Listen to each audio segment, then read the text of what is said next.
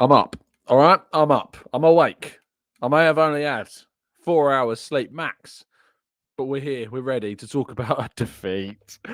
Why?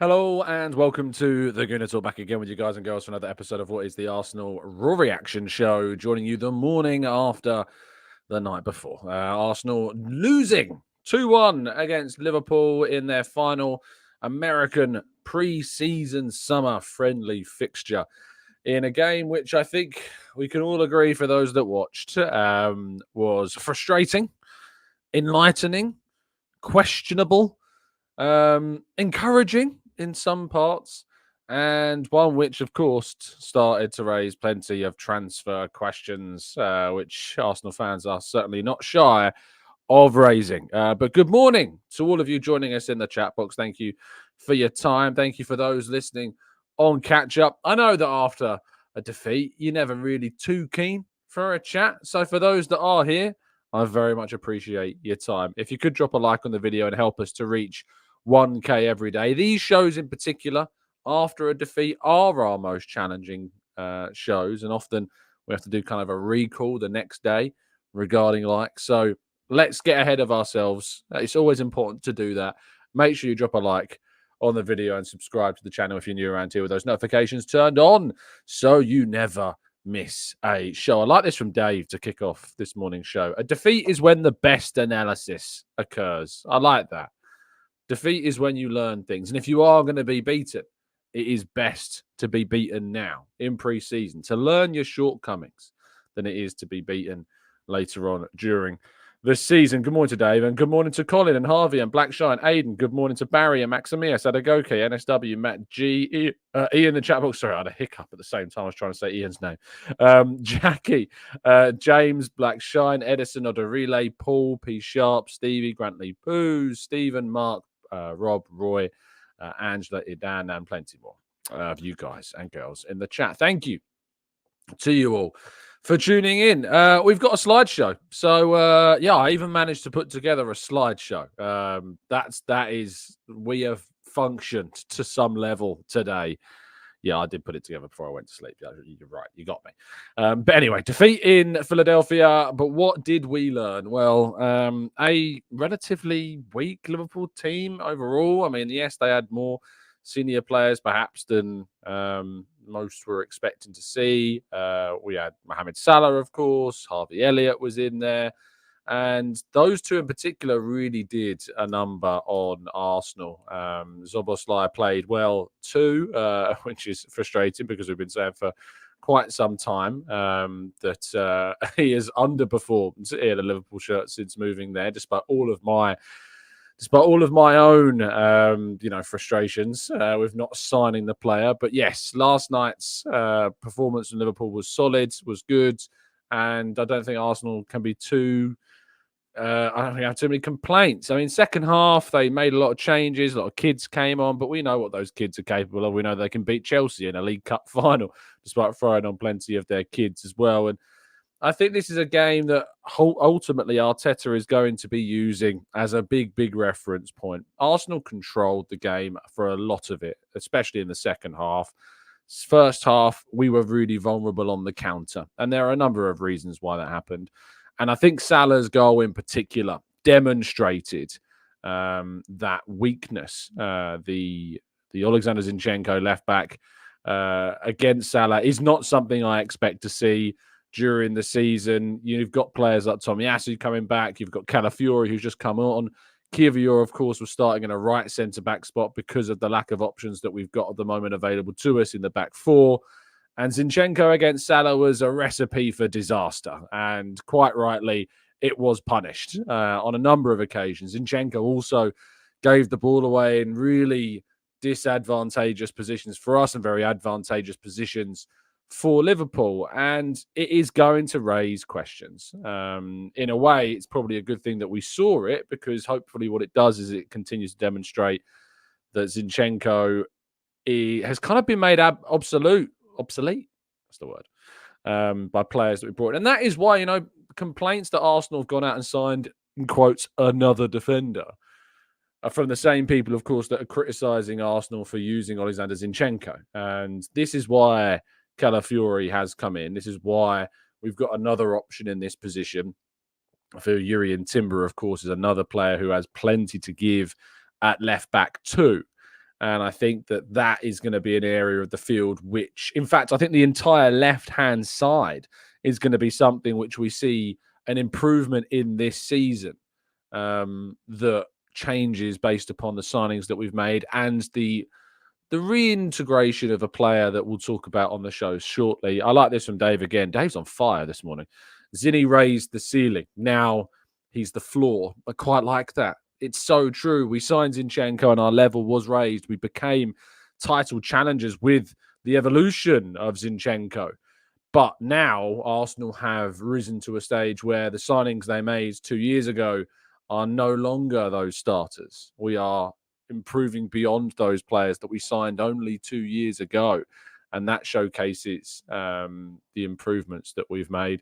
Matt G says, I respect Zinni for giving the ball away to try and keep the game interesting for us at 2 a.m. Thank you, Matt, for that perspective. But yes, I think that we obviously controlled the game, but despite the shortcomings in defence, which we just discussed, we were wasteful in the final third. We created chances that should have given us leads, should have given us more goals than we got, and we couldn't take those chances. And the main culprit we know for this was Gabriel Jesus. And he is facing scrutiny after this game. He is facing scrutiny for those finishes. The one from Reiss Nelson is an absolute must score. I think that he is lacking awareness of Quansah's position when when Martinelli squares it to him on that left-hand side. He should be getting to that ball first. He should be making sure he's aware of where Quansah is and getting goal side and getting to the left side of him so he can get to the ball first. It's a simple goal, that one. It's a pass across. I know that Quansah does and deserves extreme credit for his defending in that situation, but I think greater awareness of where Quansah is allows Jesus to move into a more dangerous and much harder position to defend. And ultimately, I think Jesus lacked that cutting edge that we have, we've seen. And I think that Adrian Clark was right in commentary when he said this was a game for Havertz at centre forward. And unsurprisingly, of course, it was Kai Havertz who scored for us and got that finish to get us back into the game. I thought Ødegaard was sprightly. His passing was crisp. He was getting players. I mean, the amount of chances Ødegaard created yesterday, if it was for Jesus, whether it was for Nelson, Martinelli, Havertz, as we saw with the goal, Jesus, Ødegaard was creating chances hand over fist yesterday, and we just couldn't take advantage of the opportunities that arrived. Havertz, though, not just in the final third. My goodness me, did he work. He worked so incredibly hard yesterday to get back, to tackle, to recover possession. He was everywhere. And I personally would much prefer Havertz playing in the centre-forward position. I think he is our best centre-forward option of the players that we've got available to us right now. But playing him in midfield, again, showcased what he can do and the option that you've got of playing him there. And it's not like you lose things defensively by playing Havertz there.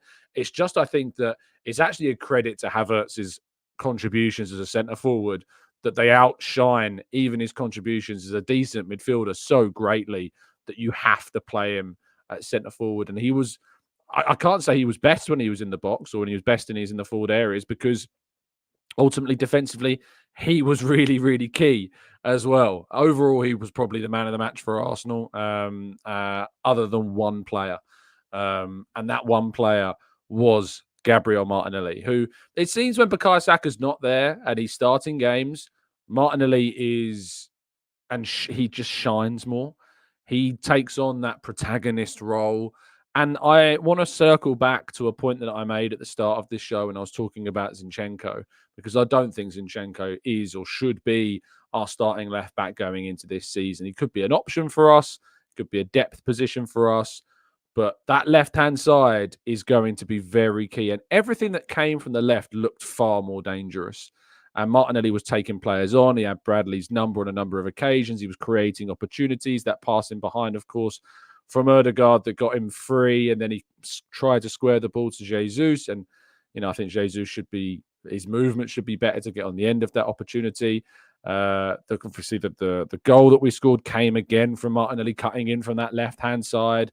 And I'm looking at Martinelli and I'm seeing a player here that last season had a really difficult campaign, but ultimately has now returned and looks far more focused and refined than we saw from him last season. I hope that he can stay fit.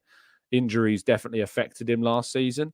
Trossard had a decent second half performance, but again, I still need to see more from Trossard when he's playing on that left-hand side. I want to see more from him. I still think that his best role actually is probably playing through the middle because he is our best finisher. Get him into the box, and I think you'll get the best from Trossard. But Martinelli is, I think, and should be our starting left winger going into that first game of the season against Wolves. Saka will be back. Havertz should be up top. Rice will be back. And who knows, maybe a Mikel Merino would be coming in at that point too. And it is that signing as well. There was more news yesterday that Arsenal are closing on an agreement with Real Sociedad of around 30 million euros to sign Mikel Merino. And we did yesterday, if you haven't watched it already, we did a tactical breakdown of Mikel Merino, which I encourage you to, if you haven't already, to go and give a watch. I was joined by Alvaro Romeo to talk about Mikel Merino in plenty of detail. And if you add Calafiori and we bring in Timber, you've got two options for that left back slot.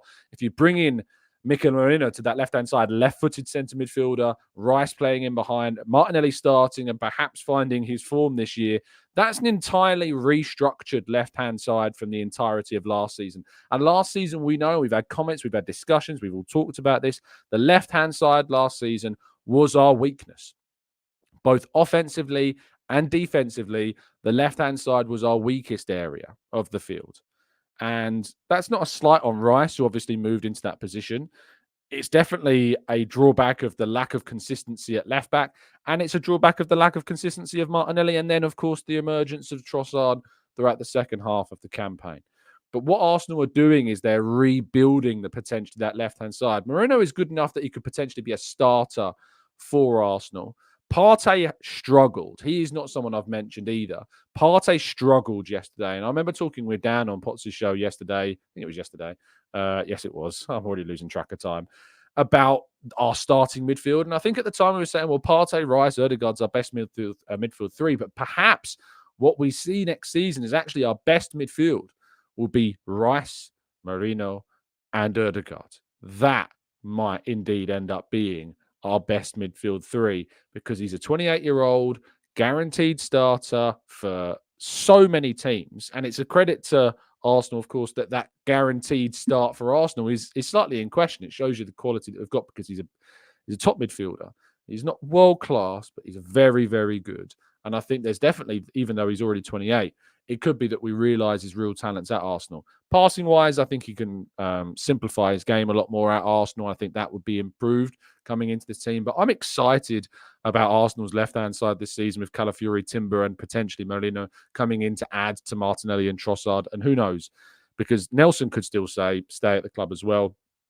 I talked about this on I think it was Sophie's show on the Hybrid Squad. It's good to see Sophie in the chat box as well.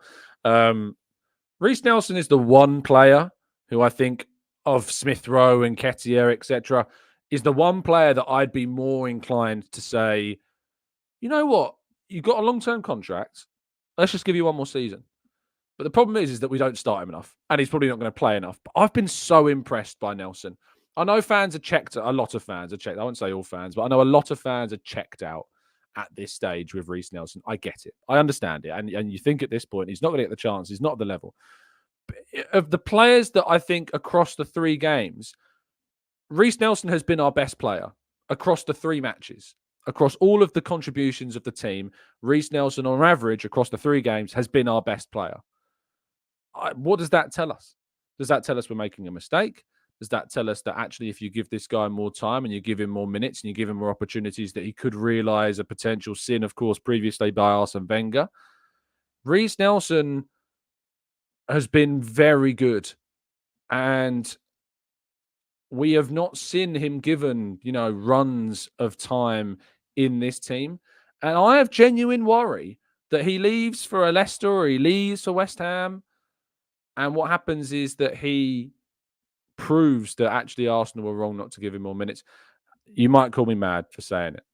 You might say that, Tom is pre-season, he's playing for a move, etc., etc. But the guy loves Arsenal.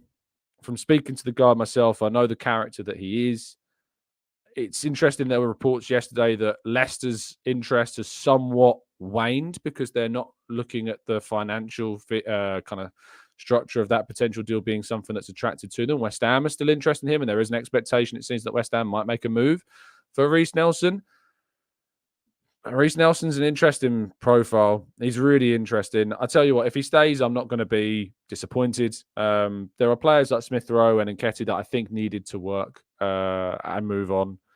But Nelson is the one where for £15 million, I can make my peace and say, maybe it's worth keeping him. Now, some people might say, well, we did the same with Ainsley Maitland-Niles and look what happened with that. And you're right. We did do the same with Ainsley Maitland-Niles and look what happened with that. But am I willing to take a bit of a gamble, especially because there's no guarantees that Arsenal go into the window and sign a winger this summer? If you told me that keeping Nelson would stop us from signing a Pedro Neto, or it stops us from signing, an important wide option for us, like a Leroy Sané perhaps, then yes, of course. Then I'm going to be like, okay, I can cut ties. I can make those sacrifices to bring in one of those players. But if it doesn't, or if those wide players aren't looking particularly like we're going to do anything, letting him go for the sake of letting him go, I have reassessed my view on his position because he's been fantastic in plenty of areas. Just like you can be fantastic in plenty of areas around the world by using a VPN service that around the world gives you the geolocation adaptability of a superhero.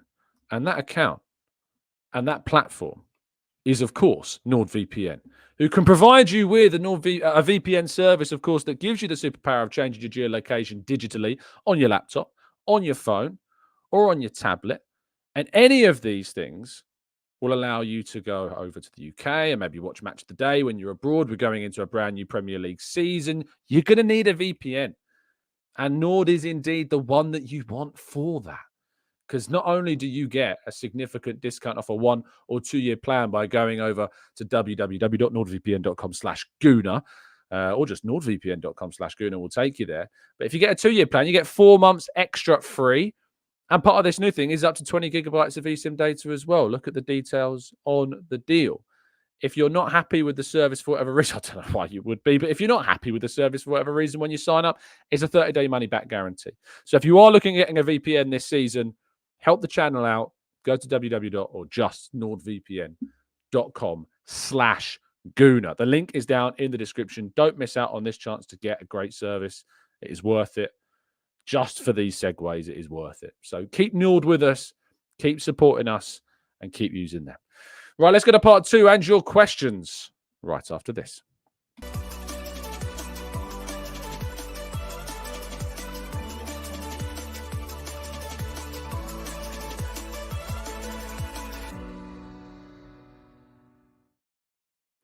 Now, you'll notice a colour change, of course, because with it being a weekday morning, it still means that transfer news is rife. And I know that you're going to be asking me about transfer news. So don't feel like just because this is a Raw Reaction show that you can't be asking about transfer news, because we're going to be tackling and discussing it as much as we feasibly can.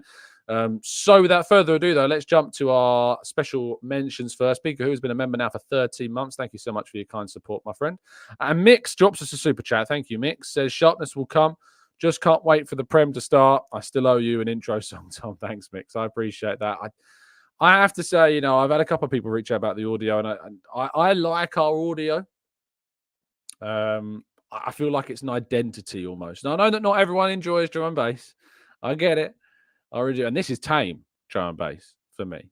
So I have to say that I'm kind of happy where we are right now. But and speaking of drum and bass, I'm glad that Shebaz has brought this up. Hey Tom, we lost a drum and bass legend yesterday. RIP to DJ Randall. And yes, for those close to the 54-year-old who sadly did pass away. Thoughts with those close to them this morning. Albert says, good morning, Tom. I will need to watch the rest of your show on catch up. I mean, The streets of Peckham are calling for me to work out, but it's good to see you in the chat box, my friend. Sophie in the chat says, the sponsor transition leads me to believe you should host Match of the Day. Goodness me. I mean, I'd be happy to take it just to stop maybe Jermaine Genius doing it. Mark says, have you heard anything further on the possibility of signing Daniel Marlon as a backup right winger? And what do you think about him? I think he's quality and there would be willing to play behind Saka. No, I can't say I've heard anything on Daniel Marlon and Arsenal. I'm just going to open this window because it's getting incredibly warm once again in here. Cal says, by the way, Tom, I used them to watch the game last night on ESPN. Well, there you go. You know, mic drops. It says Rob's pointing out absolute mic drops for our transitions. If you're listening on audio platforms, you won't have a clue what I'm talking about, but maybe head over to YouTube just to have a look. King says, exactly what I prefer to see Vieira go over Smith Rowe. I mean, the thing with Vieira, right, is that Vieira actually fits into positions that we play over Smith Rowe does. Smith Rowe just doesn't fit the system at all. Whereas Vieira does have spots in this squad and does have spots in this team. But I understand and empathise why people have that position. Pratika says, Nelson stays unless a winger Arteta wants comes in. And Ketty was going because I think Arteta and Eddie are certain a striker is coming. Whatever Eddie Sale brings in would be good for our books. I love the optimism surrounding a striker. I don't share it. I'm still not convinced that a striker is going to happen. And the windows bring up surprises. The windows bring up opportunities that you don't realize are there, and I think that what's really important is that we are measured in what we do, and we just don't sign somebody for the sake of signing somebody. Yesterday, of course, brought up the striker conversation again. Of course, it did. But is there really the striker on the market during this window to go for? I don't think there is. Whereas I think there are potentially wide players that we could go for, like a Neto, like a Sané. I doubt Nico Williams is going to be available, but there are wide players that are Xavi Simons, another that I'd like to see Arsenal push for, way more so than a striker. Stephen says, hope you're well, Tom, and thanks for your strong work ethic yesterday evening and today morning. We appreciate you. Kivior did really well. Do you think that we'll keep him? He has potential for more. It seems like almost like it's impossible that he will stay based upon all the noise. But I guess there's still a chance that he could stay. Idan says, hey, Tom, as a graphic designer, I must say I love the new design. It looks great. Thank you. And thank you. A shout out to, of course, our designers. They've done a brilliant job once again with our channel. And there could be more to come. So keep your eyes peeled here for that. Benny says, Robbie on AFTV is projected Havertz to get 20-plus goals. What do you think? I actually don't think this is a weird take. I don't think it's a weird take. He scored, 13 goals, 14 goals last season. He played 2/3 of the season in midfield. So I think there's a great chance for him to get 20-plus goals this season. Chilo says, tell me if I'm wrong, but today's appearance for Nketiah doesn't look like a player who is trying to prove a point or build a place. Yeah, I'd have to say I was wildly unimpressed with Eddie Nketiah's sub-performance, as I've just, in general, just been underwhelmed by what has been produced. I tell you what, the more he puts on, the more I watch him, the more I think, just take the 16 million quid. I'm kidding. I will be disappointed if Arsenal don't get, at least 20, but we should be getting 25. I'll be disappointed if it's not 25. I'll be consistent with you. I think we should be trying to get that. But I can't help but watch the performances lately and then just feel somewhat disheartened by, the whole argument around his price tag. It just brings you back down to reality with a bit of a thud, doesn't it? So Nicholas says, what the hell, YouTube? It just started the video as if it started. I was waiting, refreshed the page 10 times. Sorry, Nicholas, not my fault. That's completely out my hands, I'm afraid. Thankfully, there are over 1,000 of you listening on both YouTube and social media, so clearly it's not been a problem that's affected all of you.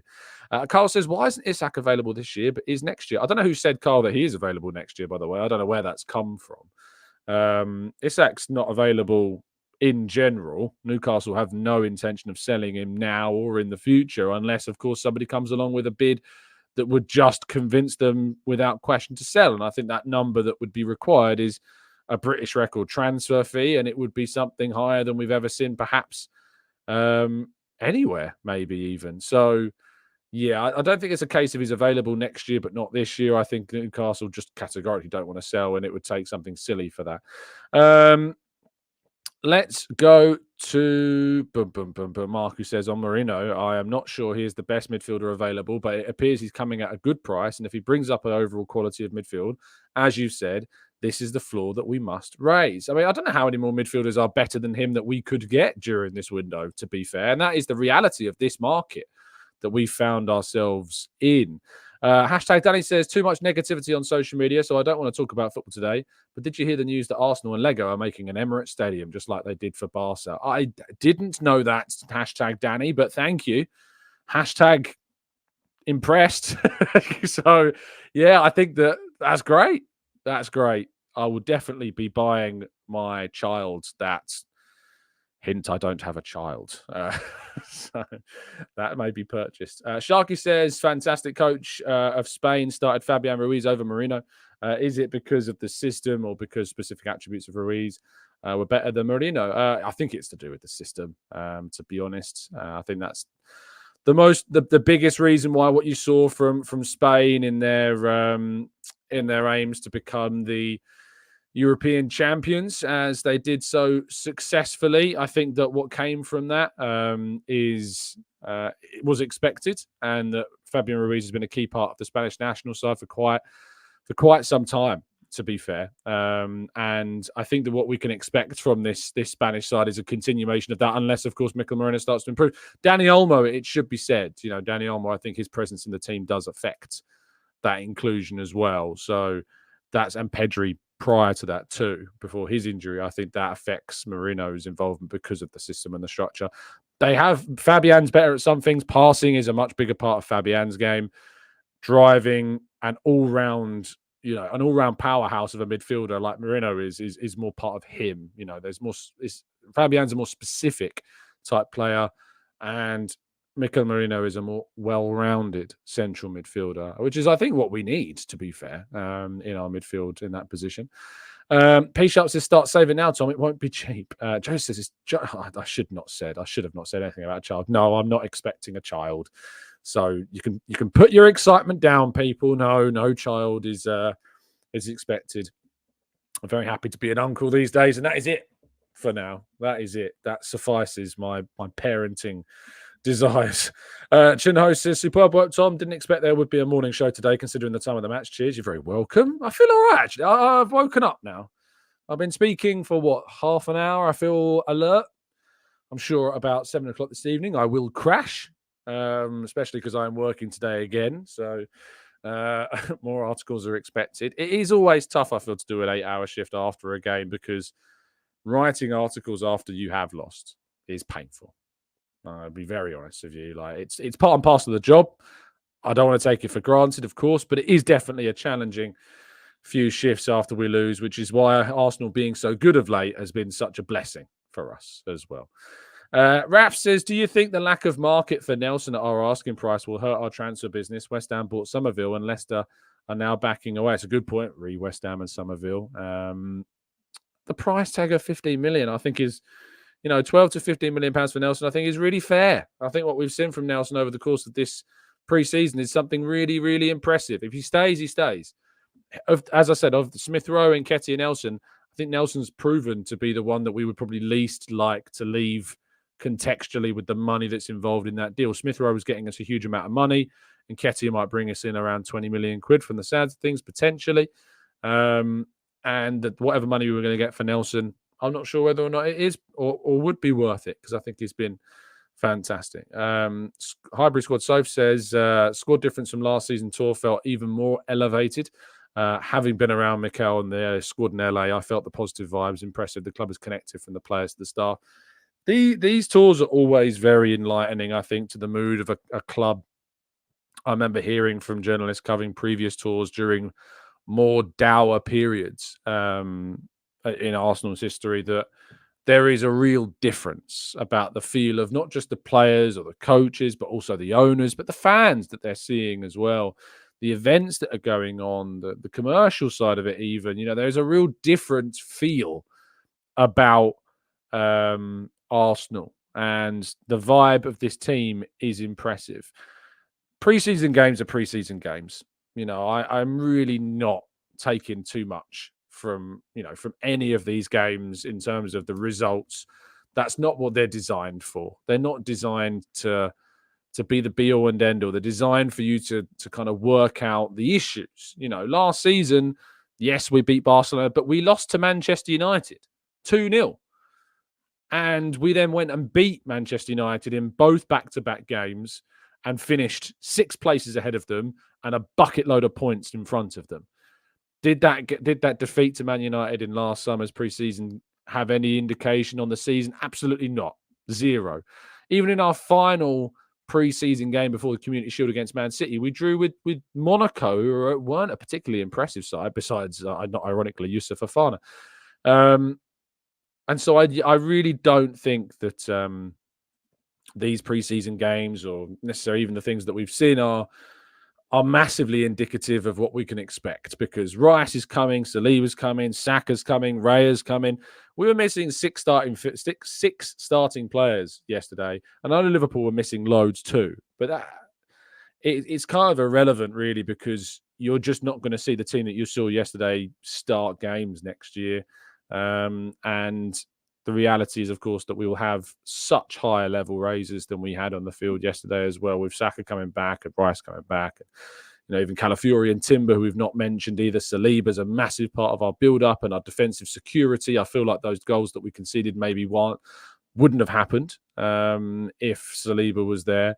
So let's see. But I'm still feeling exceptionally confident and excited for our brand new season. And we've still got 2 more friendlies. I had it confirmed that I will indeed be at the Bayer Leverkusen game on Wednesday next week. So I'm very much looking forward to getting back to the Emirates, back to seeing some fans. It's always nice to see people in and around the stadium before matches, after matches. And I look forward to being there at Leverkusen on a week yesterday.